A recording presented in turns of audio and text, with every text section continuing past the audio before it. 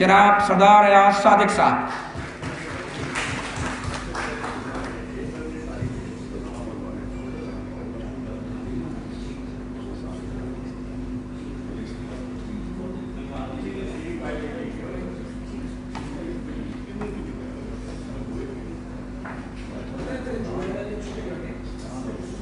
औज़ु बिल्लाहि मिनश शैतानिर रजीम, बिस्मिल्लाहिर रहमानिर रहीम। कायद मुस्लिम लीग नून मोहतरम शहबाज शरीफ साहब, senior vice president Shahid Khaqan Abbasi साहब, सेक्रेटरी जनरल एहसन इकबाल साहब, सीनियर रहनुमा ख्वाजा साद रफ़ीक साहब, सदर पंजाब राना सनाउल्लाह साहब, सदर बलूचिस्तान जनरल अब्दुल कादिर बलोच साहब जो आज ख़ास तौर से तशरीफ़ लाए इस फंक्शन के लिए, मेरे बड़े भाई मोहतरम सीनियर रहनुमा परवेज़ रशीद साहब, मेरे छोटे भाई मुर्तज़ा जावेद अब्बासी साहब, जनरल अब्दुल क़य्यूम साहब, मेरे काबिल एहतराम भाइयों बहनों दोस्तों, अस्सलाम वालेकुम। मुझे बुलाने से पहले ही जनरल सेक्रेटरी लाहौर ने ताकीद कर दी कि मुख्तसर गुफ्तगू करें, मगर आज का दिन एक ऐसा है जिस दिन में मुस्लिम लीग नून को फ़ख्र है अपने कायद पे, अपनी लीडरशिप पे, जिन्होंने उन हालात में, जिन हालात में अमेरिका से दबाव था, दुनिया के दूसरे ममालिक से दबाव था कि पाकिस्तान हिंदुस्तान का जवाब ना दे एटमी धमाके करके, मगर सुनने में तो बहुत बातें आती हैं। वो लोग जो जमात छोड़ जाते हैं वो बहाने ढूंढते हैं, और जो नहीं छोड़ते और असलियत और हकीकत जानते हैं वो जानते हैं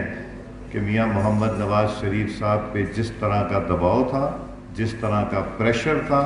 और जो जो ऑफरें थी कि पाकिस्तान को अरबों डॉलर दिए जाएंगे, उसके बावजूद पाकिस्तान के लिए जो उन्होंने किया वो एक ऐसा कारनामा था जो जब तक दुनिया रहेगी, जब तक पाकिस्तान रहेगा, इंशाअल्लाह ये कारनामा याद रहेगा।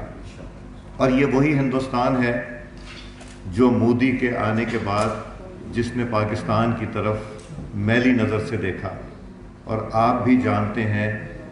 कि उनकी फ़ौज और पाकिस्तान की फ़ौज में ज़मीन आसमान का फ़र्क है तादाद में,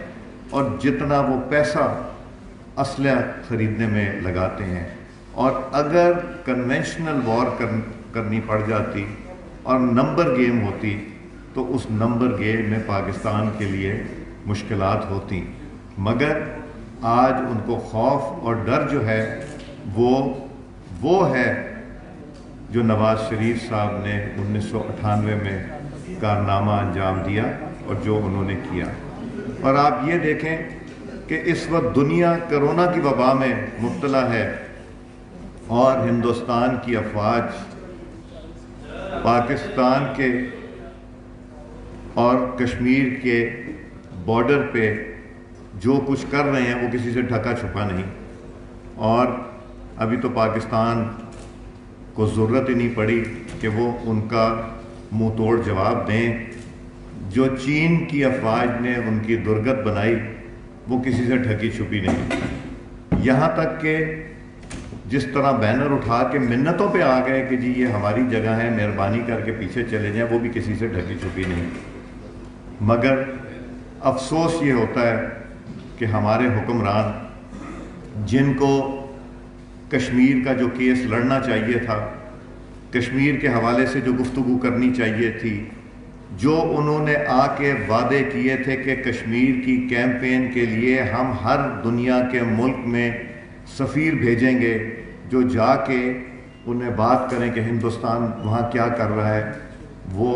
नाकाम हुए। कल की खबर है कि OIC ने, पाकिस्तान ने जो एक मूव की थी कि एक कमेटी तश्कील दी जाए, वो कुछ आपके दोस्तों ने और कुछ आपके दोस्त नहीं वाकिफ़ जिन्हें कहते हैं उन ममालिक ने अपोज कर दी, जो कि ढकी छुपी नहीं। और हमें یہ بھی سوچنا ہوگا کہ کیا ہم سر جھکا کے یہی اسی طرح ان کے آگے جواب دہ نہیں ہوں گے، یا ہمیں اپنے پیروں پہ کھڑا ہونا پڑے گا۔ ہمارے دوستوں نے جو OIC میں کیا، یہ حکومت پاکستان کی کمزوری نظر آتی ہے، نہ صرف اس فیلڈ میں، مگر جس طرح بار بار آپ جانتے ہیں کہ قومی اسمبلی میں ریکوزیشن ہم نے کی اور حکومت کی یقین دہانی پہ کہ ہم سیشن بلائیں گے،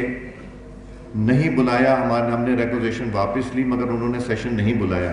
مگر جب ہم نے فیصلہ کر دیا کہ اب ہم نے ریکوزیشن واپس نہیں لینی اور ہم سیشن میں جائیں گے، اور حکومت پاکستان ایک پالیسی، ان کے وزیر جو ہیں، جو کہ وزیر اعظم نیازی صاحب ہیں، وہ آ کے اور ایک پالیسی سٹیٹمنٹ دیں گے جس میں ہمیں یہ بتائیں گے کہ ابھی تک کیا کیا، اب کیا ہو رہا ہے، آگے ان کا لائے عمل کیا ہے، جس پہ کہ پاکستان کے جو نمائندہ لوگ سارے صوبوں سے وہاں بیٹھے تھے، ان کی تجاویز لی جائیں اور ان کی تجاویز کے بعد یہ فیصلہ کیا جائے کہ کیا جامع پالیسی ہوگی۔ کبھی کہتے ہیں لاک ڈاؤن، کبھی کہتے ہیں کھول دو، کبھی کہتے ہیں اشرفیہ نے لاک ڈاؤن کیا۔ وہ کون سی اشرفیہ، یہ ہمیں بھی بتائیں، جو وزیر اعظم کے قابو میں نہیں، جو لاک ڈاؤن جنہوں نے ان سے پوچھے بغیر کر دیا، شاید ان کو یقین بھی نہیں کہ وہ وزیر اعظم ہے۔ میں سوچ رہا تھا کہ جس طرح نواز شریف صاحب کوئی سانحہ ہوتا تھا، شہباز شریف صاحب گرمی، سردی، بارش، آندھی طوفان میں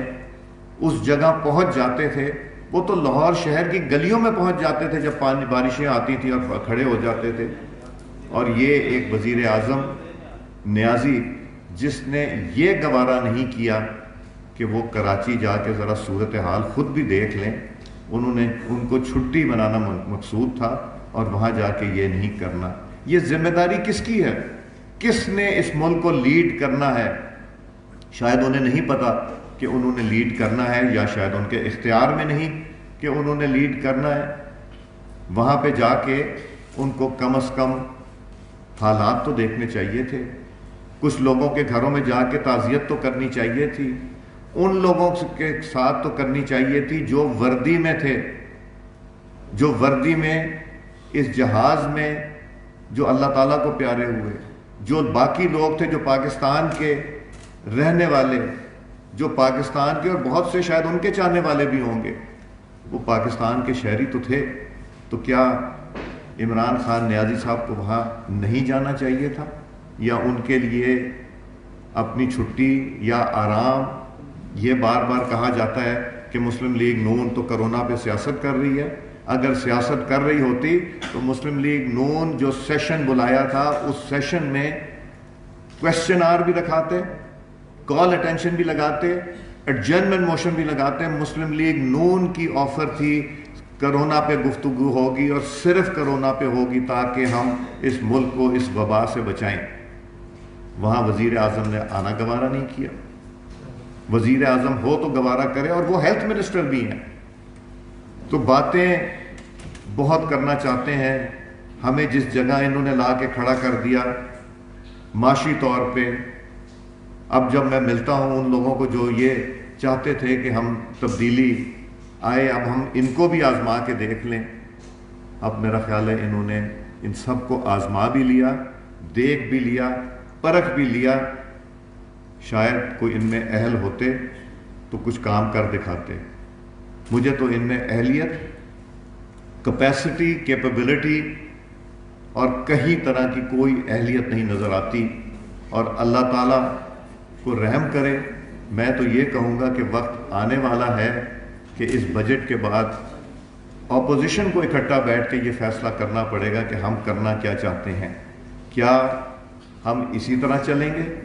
ہم جمہوریت کو ڈی ریل تو نہیں کرنا چاہتے، مگر ٹارگٹ مسلم لیگ نون ہے۔ کہتے ہیں کہ اب احتساب ہوگا اور وہ احتساب سب کا ہوگا۔ احتساب ہو تو نظر بھی تو آئے ہوتے ہوئے، اور دوسرا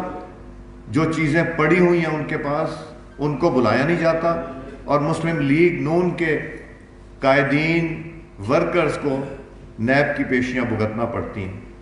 میں نے پہلے بھی ڈیمانڈ کی ہے اور میں اب بھی ڈیمانڈ کرتا ہوں کہ نیب کو ختم ہونا چاہیے، ایمینڈمنٹ کے بات کرنا چھوڑ دیں، نیب کو ختم ہو، دوسرے محکمے جو ہیں وہ اپنا کام کریں۔ Supreme court of Pakistan, high courts of Pakistan اپنے فیصلوں میں جو کامنٹس دے چکے ہیں، جو لکھ چکے ہیں، وہ کسی سے ڈھکے چھپے ہوئے نہیں۔ اب فیصلہ پاکستان کے عوام نے کرنا ہے، اور جو لوگ یہ کہتے تھے کہ کوریا کا صدر استعفیٰ دے دیتا ہے جب کوئی حادثہ ہو، ہم نے تو یہاں ہر مہینے شیخ رشید کو پٹری سے اترتے دیکھا، میرا مطلب ٹرین کو پٹری سے اترتے دیکھا، اور کبھی ملامت بھی نہیں ہوئی، کبھی شرمندگی بھی نہیں ہوئی۔ مگر سب سے بڑی اپوزیشن کی پارٹی ہوتے ہوئے، پاکستان کی سب سے بڑی پارٹی ہوتے ہوئے، میرا خیال ہے وقت آ گیا، ہماری تنظیم سازی مکمل جب ہوگی اس کے بعد مسلم لیگ نون کو گھر بیٹھنا جو ہے وہ پاکستان کی حفاظت نہ کرنے کے برابر ہے۔ میں آپ سب کا شکر گزار ہوں، میں نے تھوڑا زیادہ وقت لے لیا عمران نذیر صاحب، میں معذرت خواہ بھی ہوں، اور میں دعا گو ہوں اللہ تعالیٰ ہمارے قائد میاں محمد نواز شریف صاحب کو اور شہباز شریف صاحب کو جلدی لائے، اور ہمارے لیے جو لڑائی لڑنے والے جوان کچھ یہاں بیٹھے ہیں، جس میں سعد رفیق صاحب، احسن اقبال صاحب، شاہد خاقان صاحب، رانا ثناء اللہ صاحب اور حمزہ شہباز صاحب، جو اس وقت بھی ہماری لڑائی لڑ رہے ہیں، اور ایک بے گناہ آحد چیمہ جس کے خلاف کچھ بھی نہیں نکلا، جو صرف شہباز شریف صاحب کے خلاف وعدہ ماہ گواہ نہ بننے کی سزا وہ کاٹ رہا ہے، اس کو بھی میں اپنا ہیرو سمجھتا ہوں۔ میں آپ سب کا شکر گزار ہوں جو ہمارا لائن دیکھیں ذرا پلیز آپ چیک کریں۔